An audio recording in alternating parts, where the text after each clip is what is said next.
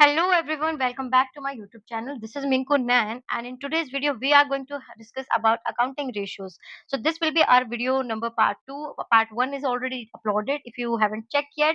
So you can find the link in the description box. And now in the previous video we have discussed about our two ratios, which were our liquidity ratios and our solvency ratios. So ये दो ratios को हमने discuss कर लिया था। आज हम बनाने वाले हैं हमारे वीडियो का पार्ट 2, जिसमें हम डिस्कस करेंगे हमारी रेजिडल आपकी जो भी रेशियोज हैं, यानी कि आपकी एक्टिविटी रेशियो और साथ ही साथ आपकी प्रॉफिटेबिलिटी रेशियो। ठीक है, तो आज इन दो रेशियोज को हम यहाँ पे कवर करेंगे। तो चलिए आपको सारे के सारे फॉर्मूलाज जल्दी जल्दी याद करा देती हूँ और उसके बाद हम क्वेश्चंस को भी सॉल्व करेंगे। ओके, सो देखिए सबसे पहले बात करते हैं हमारी एक्टिविटी रेशियोज को। एक्टिविटी रेशियोज के बारे में आपको एक चीज बहुत अच्छे से समझनी है कि activity ratio can also be termed as turnover ratio और एफिशिएंसी रेशियो। याद रखना है, ठीक है, 1 मार्कर में आपसे पूछा जा सकता है। सो आपको ये बताना है कि हमारे बिजनेस में जब भी कोई काम हो रहा है, जब भी कोई भी एक्टिविटी हो रही है या कोई भी आउटपुट अगर हमें चाहिए किसी भी काम को लेकर, ठीक है, तो वो यहाँ पे हमारा कितनी जल्दी हम कर पाते हैं। ठीक है, उसकी स्पीड क्या है, बेसिकली यही है आपकी एक्टिविटी और टर्नओवर। टर्नओवर का मतलब आउटपुट ही होता है। एफिशिएंसी भी, एफिशिएंट मतलब आपका जो रिजल्ट आपके सामने आ रहा है, जो आउटपुट आपको मिल रहा है, वो आप कितनी क्विकली यहाँ पे कर पा रहे हो। तो जितनी भी रेशियो रहेगी उसका मैं आपको लॉजिकल रीजन बताऊंगी कि कोई भी फॉर्मूला यहाँ पे क्यों डिराइव हो रहा है और कैसे आप उसको याद कर सकते हो। तो सबसे पहले बात करते हैं कि टाइप्स ऑफ रेशियो है कितनी। तो बच्चों हमारे यहाँ पे 6 रेशियो हैं, ठीक है। एक तरफ हम लिख लेते हैं हमारी फर्स्ट, सेकंड, थर्ड, और दूसरी तरफ हम रख लेते हैं हमारी पार्ट रेशियो नंबर 4, 5 एंड 6। अब इसका रीजन देखियो मैंने ऐसा क्यों किया। सबसे पहली रेशियो आती है हमारी inventory turnover ratio. Inventory inventory turnover ratio.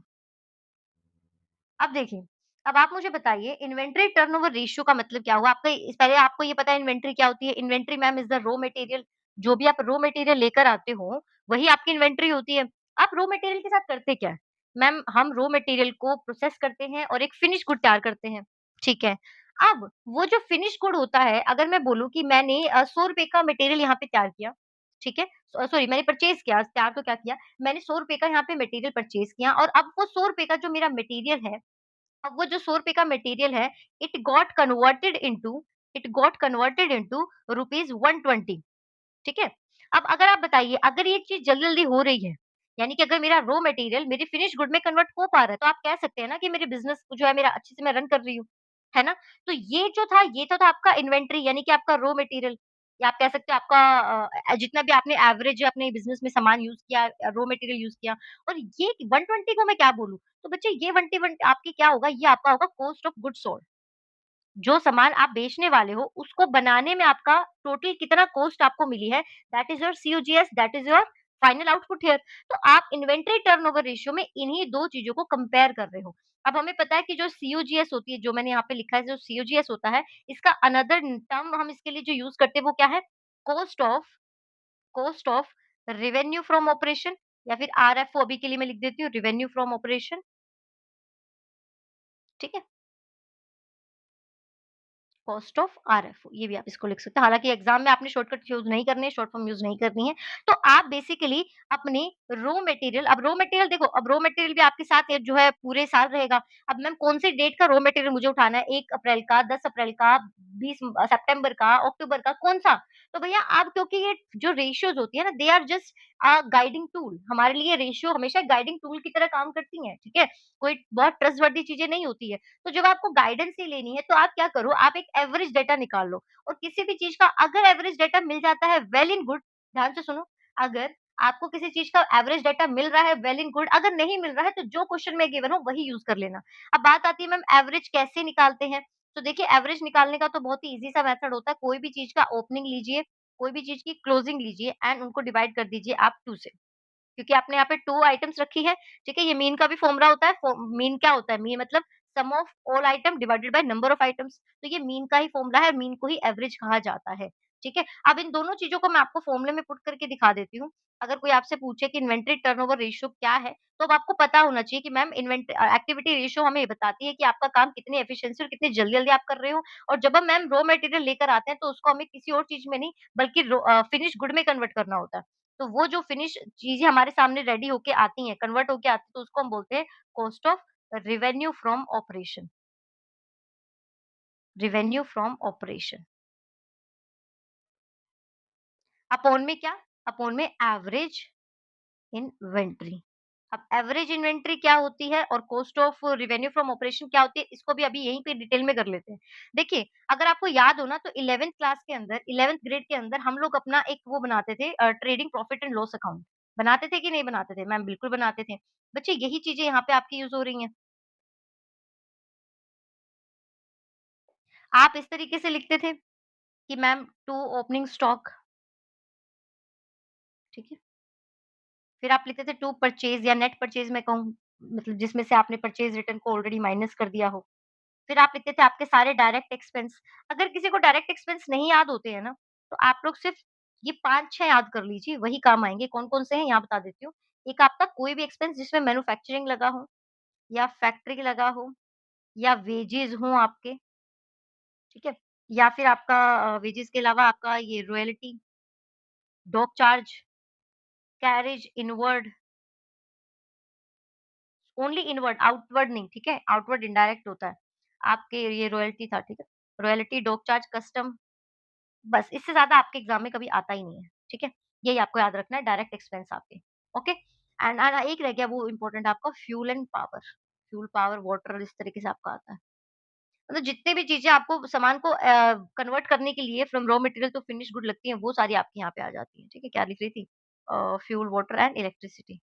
ये बस आप याद रख लीजिए, इससे ज़्यादा आपके एग्ज़ाम में तो ये भी नहीं पूछे जाएँगे वैसे तो। आपसे जो एग्ज़ाम में पूछा जाता है ना, वो है वेजेज़ और वो है कैरेज इनवर्ड, ठीक है? मैक्सिमम कोई गलती-गलती से कभी-कभी फैक्ट्री एक्सपेंस आ सकता है या मैन्युफैक्चरिंग एक्सपेंस आ सकता है। ये 4 इम्पोर्टेंट है, ये मोस्ट इम्पोर्टेंट है बट ठीक है? ये आपको याद रखने हैं, इसके अलावा याद नहीं रखना। तो जितने भी आपके डायरेक्ट एक्सपेंस होंगे, आप यहाँ पे वो लिखेंगे। इसके बाद आपने सारे खर्चे लिख दिए, अब यहाँ पे आप लिखते थे अब यहाँ आप लिखते थे बाय सेल और बाय क्लोजिंग स्टॉक, ठीक है?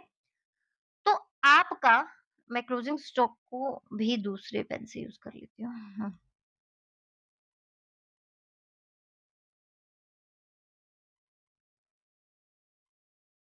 अब आपका जो ये पोर्शन है ना यहाँ पे, कौन-से की बात कर रही हूँ? आपका जो ये ओपनिंग स्टॉक, आपका परचेज़, आपका डायरेक्ट एक्सपेंस और आपका क्लोजिंग स्टॉक, ये जो है ना आपका, यही आपका सीओजीएस है। यही क्या है आपका? कॉस्ट ऑफ गुड्स सोल्ड है। तो यानी कि मैम आपका सीओजीएस का अगर फ़ॉर्मूला आपको बनाना हो, तो सीओजीएस का फ़ॉर्मूला क्या बनता है? ओपनिंग स्टॉक प्लस अ, प इसको लिख देती हूँ परचेज़ माइनस परचेज़ रिटर्न, फिर direct expense and lastly minus closing stock. बच्चे ये आपका फ़ॉर्मूला है, ठीक है? ये आपका जो है वो यहाँ पे फ़ॉर्मूला है। अब फ़ॉर्मूले के साथ ना एक चीज़ याद रखना, अगर क्वेश्चन में एडजस्टेड परचेज़ दे रखी हो अगर क्वेश्चन में एडजस्टेड परचेज़ दे रखी हो, तो आपको ओपनिंग स्टॉक और क्लोजिंग स्टॉक लिखने की ज़रूरत नहीं होती। क्या बोल रही हूँ? अगर आपको इन तीनों इनकी जगह पे इन इन चारों की जगह पे आपको दे रखा हो एडजस्टेड परचेज़, तो एडजस्टेड परचेज़ का मतलब ही ये होता है एडजस्टेड परचेज़ का मतलब ही ये होता है कि आपने ऑलरेडी परचेज़ के अंदर माइनस कर दिया है परचेज़ रिटर्न को, प्लस कर दिया है ओपनिंग स्टॉक को और ऑलरेडी माइनस कर दिया है अपने क्लोजिंग स्टॉक को। तो ध्यान रखिए अगर आपको एग्ज़ाम के अंदर ये चीज़ अगर अवेलेबल हो जाए, तो आपको ये चारों चीज़ें नहीं लिखनी है। ये चारों जो हाइलाइट किया मैंने येलो से ये रिमूव करके डायरेक्ट आपका सीओजीएस का फ़ॉर्मूला क्या बन जाएगा फिर? आपका सीओजीएस का फ़ॉर्मूला देन डिफरेंट होगा। क्या होगा? Only adjusted purchase plus direct expense, बस ये आपका फ़ॉर्मूला रहेगा। इस चीज़ को ज़रा नोट डाउन करिएगा। इस चीज़ को आप थोड़ा-सा नोट डाउन करिएगा, ठीक है? ये ध्यान रखिएगा। सो ये आपको मैंने बता दिया सीओजीएस के बारे में एंटायरली।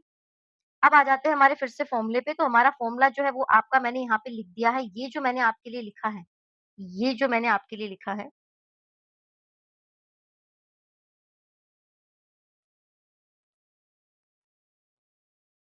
अरे भैया साइज़ करो इसका भी।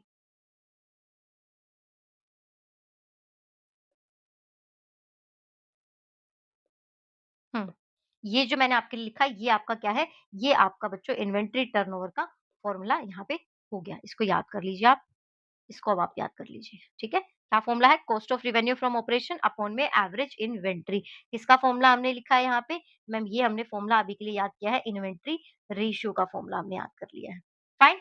अब चलते हैं हमारे सेकंड टॉपिक के ऊपर, यानी कि इसी के अंदर है आपकी सेकंड रेशियो। सेकंड रेशियो का क्या नाम है? 6 रेशियो है, सेकंड है आपकी trade receivable turnover ratio.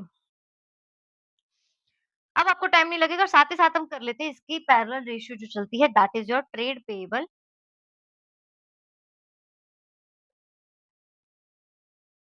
Turnover ratio. अब फॉर्मूला क्या है? यहाँ पे जब ट्रेड रिसीवेबल है, अब आप बताइए ट्रेड रिसीवेबल होते क्या हैं? भई ट्रेड रिसीवेबल आपके होते हैं आपके वो पर्सन जो आपको अभी पेमेंट नहीं देंगे, बाद में देंगे। ठीक है? वो लोग जो अभी पेमेंट नहीं दे रहे हैं, बाद में देंगे। बट सवाल ये उठता है ये लोग बाद में क्यों पेमेंट करेंगे अभी? हैं? बाद में क्यों पेमेंट करेंगे? क्योंकि मैम ये हमने जब इनको सामान बेचा होगा तो इन्होंने पेमेंट नहीं की होगी, तो इन्होंने कौन-सी वाली पेमेंट की होगी? इन्होंने कैसे सामान परचेज़ किया है? इन्होंने बेटे पर से आपका परचेज़ किया होगा सॉरी से हमने सेल की होगी या इन्होंने परचेज़ किया होगा क्रेडिट पे, ठीक है? हमने यहाँ पे सेल की होगी वो क्रेडिट बेसिस पे करनी है। तो अगर आपने यहाँ पे कन्वर्ट करना अगर आपने यहाँ पे फ़ॉर्मूला याद करना है तो आपको याद रखना है, जिन भी लोगों को हमने यहाँ पे क्रेडिट सेल की होगी। अब आपको पता है कि सेल को हम क्या लिखते हैं? सेल्स को हम लिखते हैं रेवेन्यू फ्रॉम ऑपरेशन, ठीक है? अपॉन में क्या? Average average trade receivable. बस आपको एक चीज़ यहाँ पे पता होनी चाहिए, एवरेज तो मैंने आपको बता दिया था ओपनिंग प्लस क्लोजिंग अपॉन में 2 का फॉर्मूला होता है। बस एक चीज़ आपको याद रखनी है, ये जो ये आपका जो यहाँ पे बनता है, ये जो आपका एवरेज ट्रेड रिसीवेबल बनता है, इसका यहाँ पे क्या फॉर्मूला होता है? या ये ट्रेड रिसीवेबल आता कहाँ से है? These are your debtors plus में बीआर। ठीक है? आपने ओपनिंग वाले भी ऐड करने हैं, आपने क्लोजिंग वाले भी ऐड करने हैं एंड देन आपने दोनों को डिवाइड कर देना है किससे? बाय 2। किससे डिवाइड कर देना है? बाय 2। तो ये आपका यहाँ पे फ़ॉर्मूला बन के तैयार है। ठीक है? ये आपका तैयार है फ़ॉर्मूला यहाँ पे बन के। अब अगर ट्रेड रिसीवेबल मेरे वो पर्सन हैं अगर ट्रेड रिसीवेबल मेरे वो पर्सन हैं जिनको मुझे यहाँ पे बाद में पेमेंट करनी है, तो ट्रेड पेएबल कौन होंगे? ट्रेड पेएबल मैम ये वो लोग होंगे जिनको आपने पेमेंट करनी है, आपको मिलनी नहीं है इस बार, आपको रिसीव नहीं होना। आपने इनको पेमेंट करनी है। अब अगेन क्वेश्चन ये उठता है कि मैं किसी को पेमेंट क्यों कर रही हूँ? क्योंकि मैम आपने शायद हो सकता है आपने सामान यहाँ पे उधार परचेज़ किया हो। तो बेटा जैसे यहाँ पे क्रेडिट सेल थी, इसके अंदर आपकी क्या आ जाएगी यहाँ पे सेम फ़ॉर्मूला रहेगा बस आपका नाम चेंज हो जाएगा net credit purchase. Am I clear? Net credit purchase और अपोन में क्या? अपोन में वही फ़ॉर्मूला एवरेज ट्रेड पेएबल, ठीक है? Average trade payable. अब कोई अगेन पूछे मैम ये एवरेज ट्रेड पेएबल लोग ये कौन लोग हैं? तो ये आपके वही 2 लोग हैं जो पहले थे यानी कि क्रेडिटर्स हैं प्लस में आपके बिल्स पेएबल हैं। तो आपने ओपनिंग वाले भी लेने हैं, क्लोजिंग वाले भी लेने हैं और दोनों को यहाँ पे 2 से डिवाइड कर देना है, तो आपका यहाँ पे ये फ़ॉर्मूला बन के तैयार हो जाएगा। क्लियर? ठीक है? तो ये आपका हो गया। अब आ जाते हैं हमारे ये 3 आपके क्लियर हो गए, कौन-कौन से रेशियो अभी तक हमने कवर कर ली। हमने यहाँ पे सबसे पहले करी है इन्वेंटरी टर्नओवर। इन्वेंटरी का सामान मैम सामान आपका बन के तैयार होता है, तो वो हमारे सामने कॉस्ट की फॉर्म में आता है, तो हमने पूरी की पूरी सेल उठा ली, सॉरी सीओजीएस उठा लिया। लेकिन जब हमें पेमेंट मिलनी थी, तो हमने क्रेडिट सेल को उठाया और जब हमने पेमेंट करनी थी, तो हमने नेट क्रेडिट परचेज़ को यहाँ पे पिक कर लिया। अब आते हैं बाकी की 3 रेशियोज़ पे। जो बाकी की 3 रेशियो आपको पैरेलल करनी है, पैरेलल क्यों करनी है? क्योंकि इनके केसेस में देखिए आपको तीनों केसेस में आपको यहाँ पे एवरेज एवरेज और यहाँ पे भी ऊपर जो आपने फॉर्मूला याद किया है, यहाँ पे भी आपने देखा, यहाँ पे भी आपको एवरेज ही मिला, ठीक है? अब ये जो बाकी की नेक्स्ट 3 मैं बताने वाली हूँ, उनके अंदर एवरेज का कोई सीन नहीं आने वाला, क्यों? क्योंकि हार्डली ऐसी ये चीज़ें हैं जो आपको एवरेज मिल सकता है। पहले मैं रेशियो के नाम बता देती हूँ, क्या-क्या नाम है आपके रेशियो के। रेशियो नंबर 4th है आपकी वर्किंग कैपिटल टर्नओवर रेशियो।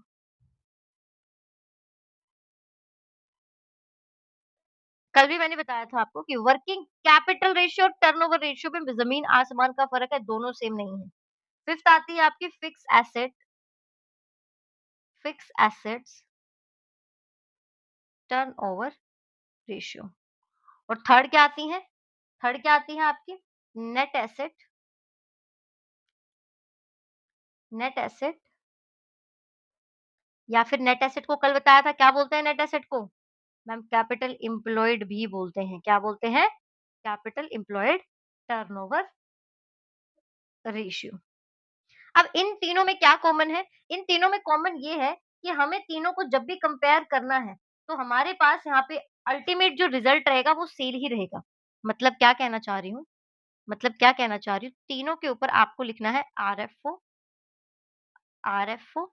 और आरएफओ। अब I hope I am clear कि RFO here means what is RFO here? So RFO means revenue from operation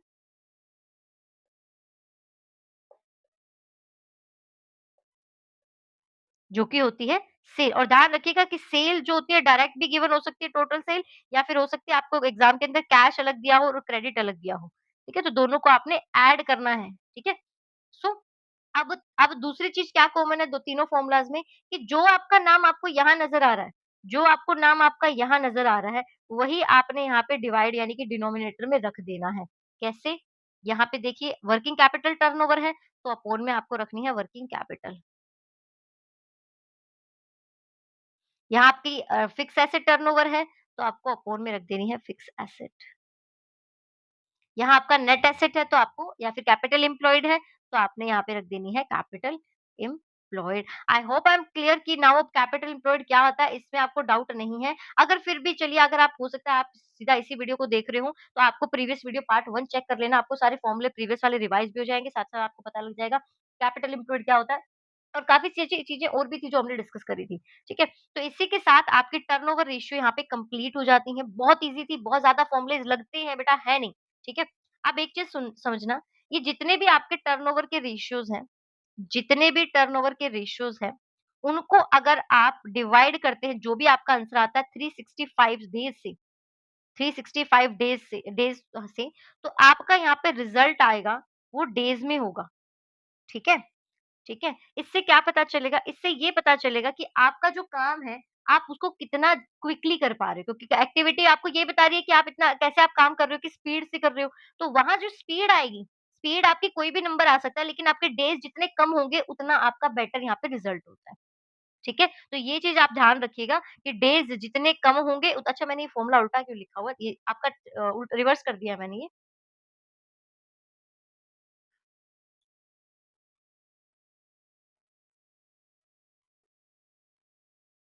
कोई सी भी टर्नओवर रेशियो उठा लीजिए यहाँ पे। ठीक है? तो अगर आप इस तरीके से डिवाइड करेंगे, अगर आपके नंबर ऑफ डेज़ कम आते हैं, then it is a good situation for your business इसका मतलब होता है हम स्पीडली यहाँ पे काम कर रहे हैं कम कर रहे हैं, ठीक है? काम जल्दी-जल्दी कर पा रहे हैं। तो टर्नओवर रेशियो आपकी होती है कंप्लीट मिल चलते हैं आप नेक्स्ट टॉपिक पे, नेक्स्ट टॉपिक है आपके प्रॉफिटेबिलिटी रेशियो। प्रॉफिटेबिलिटी रेशियो को करने से पहले आपको प्रॉफिट एंड लॉस अकाउंट को समझना होगा। देखिए, अभी मैंने आपको ट्रेडिंग अकाउंट समझाया था, तो प्रॉफिट एंड लॉस अकाउंट को समझिए थोड़ा-सा पहले। जब तक आप इसको नहीं समझेंगे ना, आपका प्रॉफिटेबिलिटी आपका क्लियर हो नहीं सकता, जितनी भी रेशियो है वो।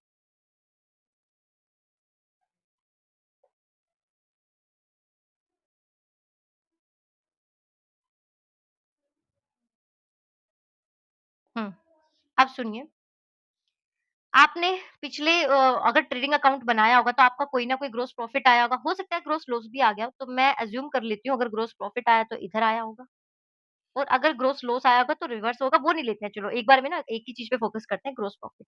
अब बच्चे इस ग्रॉस प्रॉफिट के अंदर ना, इस ग्रॉस प्रॉफिट के अंदर आपको बहुत सारी चीज़ें और यहाँ पे कैलकुलेट करनी पड़ती हैं।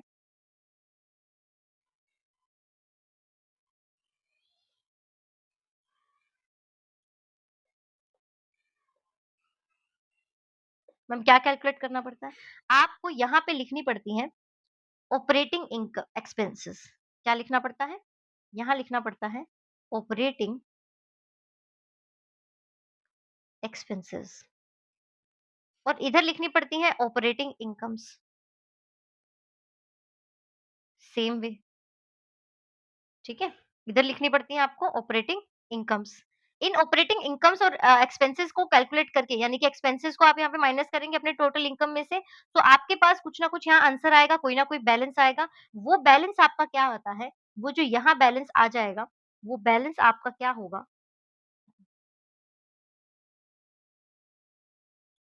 बैलेंस आपका होगा, balance carried down operating profit. क्या होगा? ऑपरेटिंग प्रॉफिट होगा। अब इस ऑपरेटिंग प्रॉफिट को आप फिर से यहाँ कैरी डाउन करोगे, बैलेंस ब्रॉट डाउन। क्या आया था? ऑपरेटिंग प्रॉफिट आया था, लिख लेते हैं इसका नाम ऑपरेटिंग ऑपरेटिंग प्रॉफिट। अब इन ऑपरेटिंग प्रॉफिट के अंदर आपको एक और एडजस्टमेंट करनी है क्या? इधर आपको लिखने होते हैं नॉन ऑपरेटिंग एक्सपेंसेस। अभी घबराइएगा मत अगर नहीं समझ में आ रहा, कोई इश्यू नहीं है, अभी समझाया है ही नहीं मैंने। और इधर आपको लिखना होता है नॉन ऑपरेटिंग इनकम्स। अब प्रॉब्लम पता है कहाँ आती है? आपको प्रॉफिटेबिलिटी रेशियो में हर तरह का प्रॉफिट चाहिए। आपको ऑपरेटिंग प्रॉफिट भी चाहिए, आपको ऑपरेटिंग एक्सपेंसेस भी चाहिए, सारी चीज़ें चाहिए लेकिन क्लैरिटी नहीं आती, याद नहीं रहती चीज़ें कि मैम कौन-कौन से होते हैं ऑपरेटिंग एक्सपेंसेस हमें तो याद ही नहीं है। तो देखो बच्चों, आपका बड़ा बेसिक सा बहुत ही ईज़ी वे है इसको याद रखने का। जहाँ पर भी आपके पास चॉइस आ जाए, जहाँ पर भी आपके बिज़नेस में आपको चॉइस मिल जाए, वही आपके नॉन ऑपरेटिंग एक्सपेंसेस और इनकम माने जाएँगे। कैसे? फॉर एग्ज़ाम्पल आपका इंटरेस्ट, ठीक है? वो भी कौन-सा लॉन्ग टर्म का, क्यों? क्योंकि शॉर्ट टर्म में आपके पास चॉइस नहीं होती।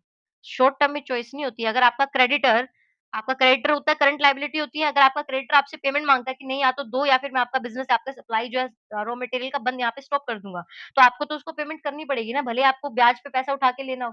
तो वो वाला का जो शॉर्ट टर्म में इंटरेस्ट होता है, वो आपके पास चॉइस नहीं है, आपकी मजबूरी थी। लेकिन जो लॉन्ग टर्म आप इंटरेस्ट भरते हो, किस पे? जैसे डिबेंचर पे आप इंटरेस्ट भरते हो या किसी भी बॉन्ड पे आप इंटरेस्ट भर रहे हो या आप किसी भी और किसी फाइनेंशियल इंस्टीट्यूशन के लोन पे आप इंटरेस्ट भर रहे हो, ये चॉइस है, ठीक है? साथ ही साथ आपने कहीं इन्वेस्टमेंट आप आपने क्या किया आपको डिविडेंड देना पड़ रहा है, अपने शेयर होल्डर्स को डिविडेंड देना पड़ रहा है, तो भी आपके पास चॉइस है। मैं आपको ये भी बताऊँगी चॉइसेस क्यों बन रही हैं। आपका लॉस हो गया, लॉस भी हो सकता है, गेन भी हो सकता है, दोनों ही बात है, ठीक है? जब मैं इनकी पेमेंट की बात कर रही हूँ ना, तो मैं इनकम की भी बात कर रही हूँ, यानी कि अगर मैं इंटरेस्ट पेड बोल रही हूँ, तो रिसीव भी बोल रही हूँ। जैसे डिविडेंड अगर मैंने पेड बोला है, तो रिसीव्ड भी इसी कैटेगरी में आएगा। इधर भी अगर पेड है, तो रिसीव्ड भी आएगा, ठीक है? इसी तरीके से अगर लॉस है, तो प्रॉफिट भी आ सकता है। किस चीज़ पे profit? But ma'am profit on on on sale of fixed asset, ठीक है? या फिर या फिर आप कोई चैरिटी कर रहे हो या फिर आप कोई डोनेशन कर रहे हो, ये सारे के सारे आपके नॉन ऑपरेटिंग एक्सपेंसेस और इनकम होती है। अब मैं बात कर रही हूँ चॉइसेस की, चॉइसेस आ कहाँ से रही हैं?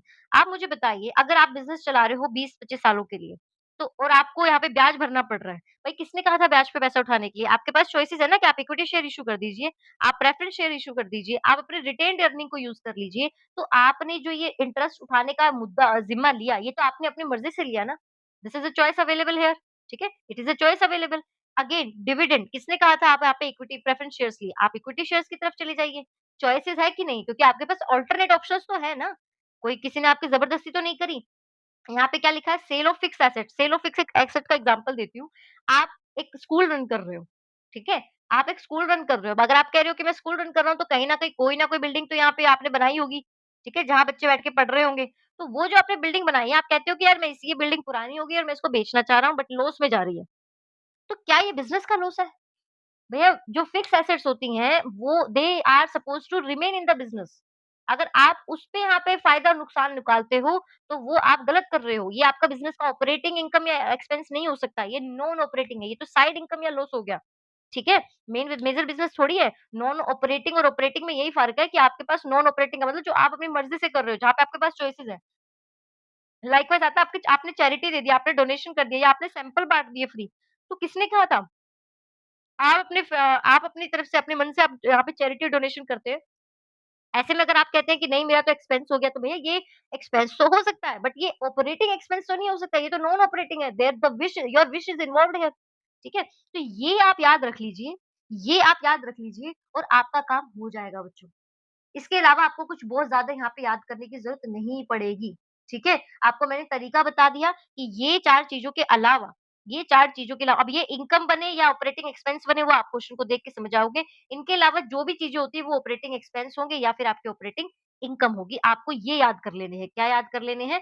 फिर से बता रही हूँ, आप अपने नॉन ऑपरेटिंग एक्सपेंसेस और अपने नॉन ऑपरेटिंग इनकम्स को याद कर लीजिए और डायरेक्ट एक्सपेंस मैंने आपको बता ही दिया जो एग्ज़ाम पॉइंट ऑफ व्यू से इम्पोर्टेंट है। जो बीच की चीज़ें बच गई वो क्या होंगी?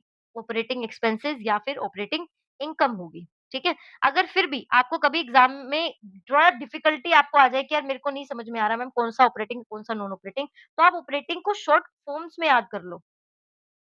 ऑपरेटिंग को शॉर्ट फॉर्म में कैसे याद कर लो? जितने भी बिज़नेस के डेप्रिसिएशन या अमोर्टाइज़ेशन रिलेटेड खर्चे हैं वो, या कोई भी खर्चा जो बिज़नेस अपने एम्प्लॉइज़ के बेनिफिट के लिए कर रहा है वो, एम्प्लॉइज़ बेनिफिट या कोई भी खर्चा जो वो सेल डिस्ट्रीब्यूशन पे कर रहे हैं वो,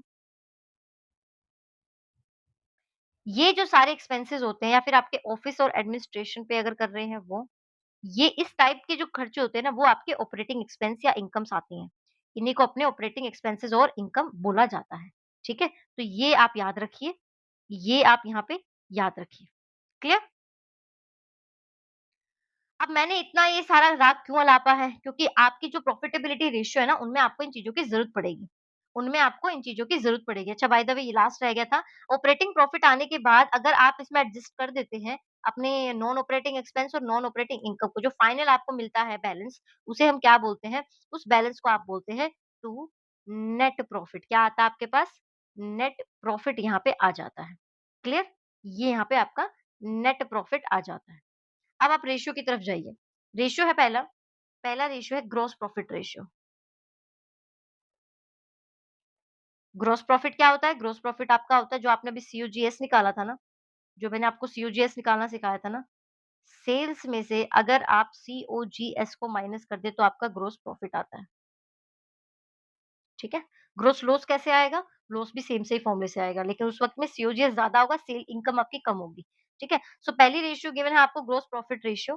ग्रॉस प्रॉफिट रेशियो का फॉर्मूला क्या होगा? ये सारी इनकम सेल पे बेस्ड होती है और परसेंटेज के बेसिस पे होती है। तो आपका फॉर्मूला रहेगा gross profit upon RFO. RFO is sale good into 100। Second क्या है? सेकंड क्या है मैम? बच्चों सेकंड है आपकी नेट प्रॉफिट रेशियो। ये क्या होगी? जैसा फ़ॉर्मूला है, जैसा नाम है वही फ़ॉर्मूला है क्या? नेट प्रॉफिट अपॉन में आरएफओ इंटू में 100 ईज़ी है ना? फ़ॉर्मूले तो ईज़ी हैं। 1 नंबर तो फ़ॉर्मूले का भी मिलता है, तो छोड़ के मत आना इनको। इसीलिए मैंने ये लास्ट मोमेंट पे कराई है ताकि आप लोग लास्ट मोमेंट पे रटने की आदत हो जाती है, तो फिर आप कर लो वो वाला काम अभी। ठीक है? थर्ड क्या है? Operating ratio. और आपको एक एक रूल पता है? आपको एक रूल पता है क्या? अगर आपने अकाउंट्स में ना कभी भी कोई चीज़ को लेकर क्लैरिटी ना हो कि ये इनकम है या एक्सपेंस, अगर अकाउंट्स में किसी चीज़ को लेकर क्लैरिटी नहीं है कि ये इनकम है एक्सपेंस, तो हम हमेशा उसको एक्सपेंस मानते हैं। अब मैम आप ये हमें क्यों बता रहे हो? बेवजह बता रहे हो क्या? नहीं, इसलिए बता रही हूँ क्योंकि ये 2 रेशियो के नाम सोचो। ये 2 रेशियो के नाम के बारे में सोचो। एक का नाम है ऑपरेटिंग रेशियो, दूसरे का नाम है ऑपरेटिंग प्रॉफिट रेशियो। तो दोनों सेम है क्या? क्या दोनों सेम है? तो जवाब है नहीं। अगर यहाँ पे ऑपरेटिंग के साथ कुछ भी नहीं लगा हुआ, अगर यहाँ पे ऑपरेटिंग के साथ कुछ भी नहीं लगा हुआ, तो इसका मतलब इस रेशियो का हिडन नेम क्या है? Operating expense ratio. ठीक है? इसको भी एक्सपेंस माना जाएगा। क्लियर? अब जो ये ऑपरेटिंग एक्सपेंस रेशियो और ऑपरेटिंग प्रॉफिट रेशियो दोनों को मिला के 100% आना चाहिए। कितना आना चाहिए? 100% मतलब मैम मतलब ये बच्चों मतलब ये अगर मान लो एक्सपेंस आपकी कंपनी के अंदर 30% है ना, तो आप समझ जाओ कि प्रॉफिट 70% होगा। अगर ये 50% है ना, तो ये आपका 50% होगा। यानी कि एग्ज़ाम में अगर आपने एक कैलकुलेट कर ली तो दूसरी अपने आप निकल जाती है क्योंकि दोनों का टोटल और सम यहाँ पे आता है 100% आता है। क्लियर? अब इन दोनों को समझो। ऑपरेटिंग एक्सपेंस क्या होते हैं? बिज़नेस को रन करने के लिए ज़रूरी खर्चे। अब ज़रूरी खर्चे क्या होंगे? ऑपरेटिंग प्रॉफिट होगा, सॉरी ऑपरेटिंग एक्सपेंसेस होंगे। ठीक है? तो यहाँ तक के जितने भी आपके खर्चे हैं, इस सिचुएशन तक के जितने भी खर्चे हैं, वही आपके ऑपरेटिंग एक्सपेंस है। तो देखो ज़रा क्या-क्या आया? आपके ये वाले खर्चे आए होंगे, आपके ये ऑपरेटिंग एक्सपेंस वाले खर्चे आए होंगे, आपके ऊपर कौन से खर्चे थे जो इससे पहले थे, आपकी ग्रॉस प्रॉफिट से पहले कौन से खर्चे थे? आपके ये सारे के सारे डायरेक्ट एक्सपेंस आए होंगे। बस इन्हीं को आपने ऐड कर देना है, इन्हीं को आपने ऐड कर देना है, ठीक है? तो ऑपरेटिंग एक्सपेंस का फ़ॉर्मूला क्या बनता है? ऑपरेटिंग एक्सपेंस का फ़ॉर्मूला क्या बनता है आपके पास? आपका फ़ॉर्मूला बनता है, जितनी भी सीओजीएस है, कॉस्ट ऑफ रेवेन्यू, जितने भी ऑपरेटिंग एक्सपेंस है जो मैंने अभी आपको याद करने के लिए नहीं कहा है। मैंने कहा है कि जो बच जाएगा आप नॉन ऑपरेटिंग याद कर लीजिए, आप डायरेक्ट याद कर लीजिए और माइनस आपकी non operating income. Non operating क्यों लिख रही हूँ भाई? Operating income. माइनस क्या? Operating income.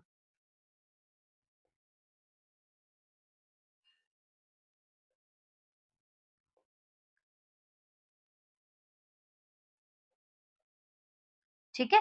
अपॉन में सेल यानी कि रेवेन्यू फ्रॉम ऑपरेशन इनटू 100। और मैम इसका क्या फ़ॉर्मूला होगा ऑपरेटिंग प्रॉफिट रेशियो का? ऑपरेटिंग प्रॉफिट तो बेटा आपने जैसे यहाँ निकाला था ना, जैसे आपने ये चीज़ निकाली थी ना, आपको ग्रॉस प्रॉफिट गिवन होगा, ग्रॉस प्रॉफिट में सारी इनकम ऐड करिए, सारे खर्चे ऑपरेटिंग के माइनस करिए, जो बैलेंस यहाँ बचेगा वो ऑपरेटिंग प्रॉफिट होगा या फिर हो सकता है आप रिवर्स भी जा सकते हैं, मतलब रिवर्स कैसे? आपको हो सकता है नेट प्रॉफिट गिवन हो, आपको हो सकता है कि नेट प्रॉफिट गिवन हो। जी मैम, बिल्कुल हो सकता है। तो अगर आपको नेट प्रॉफिट गिवन है, तो आप उसमें से ये इनकम जो है नॉन ऑपरेटिंग इनकम माइनस कर दीजिए और नॉन ऑपरेटिंग एक्सपेंसेस को यहाँ पे इनको माइनस कर दीजिए, इनको ऐड कर दीजिए तब भी आपका क्या आता है ऑपरेटिंग प्रॉफिट आता है। इसको मैं फिर से एक बार दोबारा समझाती हूँ, पहले आप एक बार फॉर्मूला लिखवा लो। एक बार फॉर्मूला लिख लेते हैं, फॉर्मूला तो वही है मैम, सिंपल सा फॉर्मूला है, ऑपरेटिंग प्रॉफिट। अगर ऐसे नहीं भी समझ में आ रहा तो भी घबराना नहीं है आप लोगों ने, नेट सेल इंटू 100। अगर नहीं याद हुआ अभी भी फॉर्मूला तो घबराने की ज़रूरत नहीं है, हम इसको अच्छे से करेंगे। सीक्वेंस के साथ करेंगे। तो क्या है सीक्वेंस? तो बच्चों सीक्वेंस देखो, सबसे पहले आपने क्या किया, आपके पास एक सेल नाम की इनकम होती है, ठीक है? उसमें से आपने सीओजीएस को माइनस किया, जिससे आपका आता है ग्रॉस प्रॉफिट। उस ग्रॉस प्रॉफिट में से आपने सारे इनकम को कौन-सी वाली income? Operating income. Operating income को ऐड किया और ऑपरेटिंग एक्सपेंसेस को माइनस किया। इनसे जो आपको मिला इनसे जो आपको मिला उसको क्या बोला गया? उसको बोला गया मैम ऑपरेटिंग प्रॉफिट। क्या बोला गया? Operating profit. अगेन अगेन इसमें से नॉन ऑपरेटिंग इनकम को ऐड किया गया और नॉन ऑपरेटिंग एक्सपेंसेस को माइनस किया गया और जो रिजल्ट आया दैट वाज़ प्रॉफिट। कौन-सा प्रॉफिट? नेट प्रॉफिट, ठीक है? ये आया। अब आपको निकालना है ऑपरेटिंग प्रॉफिट, आपको निकालना है ये वाली चीज़, क्वेश्चन में ये निकालना है। तो भाई ये तो बीच में है ना, आप यहाँ से यहाँ पे भी जा सकते हैं और आप यहाँ से यहाँ पे भी जा सकते हैं। अगर ऊपर से नीचे तक की साइड आओगे, अगर आप यहाँ पे टॉप से बॉटम की तरफ आओगे, तो आपको सारी चीज़ें नॉर्मल करनी है, जो भी यहाँ गिवन है। ठीक है? लेकिन अगर आप बॉटम टू टॉप यानी कि रिवर्स अप्रोच जाते हो, तो आपका फ़ॉर्मूला रिवर्स हो जाएगा यानी कि नेट प्रॉफिट में आपकी एक्सपेंसेस को ऐड किया जाएगा और इनकम को माइनस किया जाएगा, तब भी आपका ऑपरेटिंग प्रॉफिट ही यहाँ पर आएगा। Clear? Am I clear? I hope I made it clear now to you all. Then आपकी कौन-सी बच गई? एक और रेशियो यहाँ पे आती है जिसको हम बोलते हैं रिटर्न ऑन इन्वेस्टमेंट जो आपके बिज़नेस स्टडीज़ के भी सिलेबस का पार्ट है। लास्ट रेशियो है, ध्यान से सुनना, लास्ट रेशियो है, क्या है? Return on capital employed. Capital employed बोलो या फिर आप बोलो रिटर्न ऑन नेट इन्वेस्टमेंट भी बोल सकते हो। क्या बोल सकते हो? इन्वेस्टमेंट भी बोल सकते हो या फिर इन्वेस्टमेंट ना तो नेट एसेट भी बोल सकते हो। एक ही बात है, तीनों एक ही चीज़ होती है। सो फॉर्मूला क्या है? फॉर्मूला भी यही है क्या? प्रॉफिट, ये यहाँ पे थोड़ा फॉर्मूला अलग है। Profit before interest, tax and dividend ध्यान रखिएगा डिविडेंड भी नहीं दिया होना चाहिए। अपॉन में कैपिटल एम्प्लॉयड इनटू 100, ठीक है? तो ये आपका पूरा का पूरा यहाँ पे मैंने आपका कंप्लीट करा दिया है अकाउंटिंग रेशियोज़ के सारे फ़ॉर्मूलाज़ को। आई होप आपको याद हो जाएँगे। अगर फिर भी किसी को डाउट है कि यहाँ पे कैपिटल एम्प्लॉयड क्या होता है, चलिए बता ही देती हूँ। आपका जितना भी डेट फंड है बिज़नेस के अंदर और आपका जो भी इक्विटी फंड होता है, ठीक है? वही आपका कैपिटल एम्प्लॉयड बनता है। इक्विटी में आते हैं आपके शेयर होल्डर फंड, इक्विटी में आते हैं आपके शेयर होल्डर फंड्स और डेट के अंदर आते हैं आपके लॉन्ग टर्म बोरोइंग प्लस में प्रोविज़न, वो भी कौन से? मैम लॉन्ग टर्म वाले, ठीक है? लॉन्ग टर्म वाले। शेयर होल्डर फंड के अंदर फर्दर आता है शेयर कैपिटल और रिज़र्व एंड सरप्लस, ठीक है? और ये आपको दोनों ऐड करके आप निकाल सकते हो अपना कैपिटल एम्प्लॉयड। क्या निकाल सकते हो आप अपना? Capital employed. ठीक है? और अगर ये ना दे रखा हो बिज़नेस के अंदर, अगर बैलेंस शीट के अंदर ये दोनों चीज़ें ना गिवन हो, तो आप एसेट अप्रोच से भी यहाँ पे निकाल सकते हो। एसेट अप्रोच क्या होती है कैपिटल एम्प्लॉयड के लिए? Asset approach says non current asset plus current asset minus current liability या फिर इन दोनों की जगह पे आप लिख सकते हो नॉन करंट एसेट प्लस में वर्किंग कैपिटल। ये 2 फ़ॉर्मूलाज़ भी सेम है, इसी चीज़ के लिए यूज़ किए जाते हैं। ठीक है?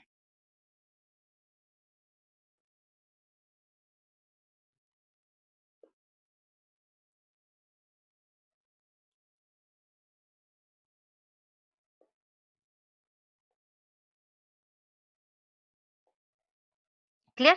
इसके साथ आपके सारे फ़ॉर्मूले क्लियर हो गए हैं। कोई भी डाउट हो कमेंट सेक्शन में कमेंट करने में शर्माना नहीं है। अच्छे से पूछो एंड मिलते हैं आपसे नेक्स्ट वीडियो में जहाँ पे हम क्वेश्चन्स को सॉल्व करेंगे।